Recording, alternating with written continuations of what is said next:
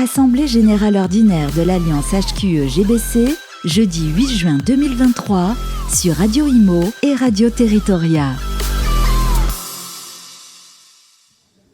Nous sommes en compagnie de Christophe Béchu, le ministre de la Transition écologique, de la cohésion des territoires. Monsieur le ministre, vous avez insisté au terme de cette conférence HQE sur cette trajectoire 4 degrés. On nous prévoit 50 degrés bientôt pour certaines villes. Vous avez voulu insister justement sur le fait que ça sera un effort commun. Ça viendra d'en bas, des acteurs finalement de cette transition et non pas peut-être du gouvernement. Il ne faut pas tout attendre du gouvernement. Ce n'est pas le gouvernement qui va aller faire les travaux d'adaptation des logements. Il faut bien mesurer qu'on a besoin des professionnels de ces secteurs. La responsabilité du gouvernement, c'est l'anticipation, c'est de sortir du déni, c'est de regarder les choses qui sont en face. C'est d'écouter les experts du GIEC qui disent, même si la France baisse ses émissions, 25% depuis 1990, à l'échelle mondiale, les émissions, elles ont augmenté sur la même période. Et donc, parti comme on est, c'est de 8 à 3,2 degrés d'augmentation sur le plan mondial, 4 degrés en France, et à 4 degrés en France, en moyenne, c'est des pics à plus de 50. C'est un vrai sujet pour la continuité des infrastructures de réseau, pour leur capacité à résister. Ces travaux, il va falloir les conduire. On a besoin des professionnels pour nous accompagner, pour ne pas faire les mauvais choix, pour ne pas se précipiter sur de l'isolation par l'extérieur si j'ai un mur en pierre pleine et qui du coup se retrouve avec un phénomène de condensation et de pourrissement. C'est la nécessité parfois de se rendre compte que avec des petits gestes, on peut bouger des choses, ou qu'à l'inverse, il faut construire des filières, modifier des approches.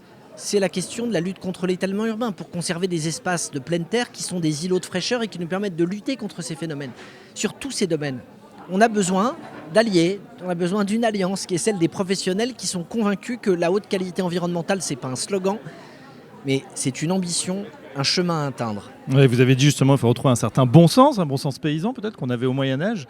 Et puis une question également sur le ZAN, le zéro artificialisation nette. C'est vrai que ça a beaucoup fait jaser. On est en pleine crise du logement, promoteurs, beaucoup de voix se sont émues effectivement de ce que on n'en faisait peut-être pas assez en ce moment.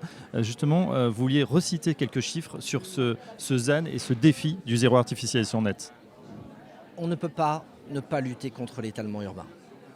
On ne peut pas dire « je suis attaché à la biodiversité, c'est terrible qu'il y ait moins d'insectes, c'est terrible qu'il y ait moins d'oiseaux ». On ne peut pas dire qu'on est contre le dérèglement climatique en pensant qu'il faut plus stocker le carbone. On ne peut pas dire qu'on est contre les canicules avec des îlots de fraîcheur et dire « on va continuer à bétonner, on va continuer à boucher les nappes phréatiques ». La cohérence, c'est de bien mesurer que la lutte contre l'étalement urbain, c'est le moyen de lutter contre tous ces défis. Mais il y a des enjeux. Je ne dis pas qu'il faut rien artificialiser, je dis qu'il faut qu'on artificialise moins. Et certaines voix voudraient faire croire qu'à cause du ZAN, on a plein de problèmes. Le ZAN, ce n'est pas la fin de la maison individuelle. C'est le fait d'aller vers une sobriété. C'est le jardin de 500 ou de 600 mètres carrés plutôt que 1200 dans des espaces qui sont loin des villes. On peut y arriver dans les 10 ans qui arrivent ? Bien entendu. Ce que je veux dire, c'est que d'abord, il faut le faire.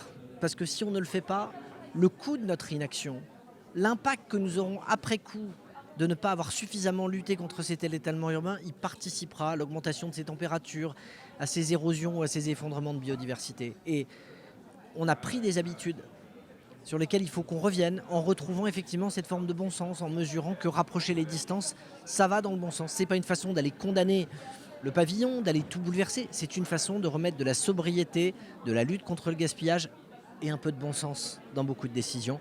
C'est le chemin qu'on va s'efforcer de suivre dans les jours qui viennent. Christophe Béchu, merci Monsieur le Ministre. À merci très bientôt. À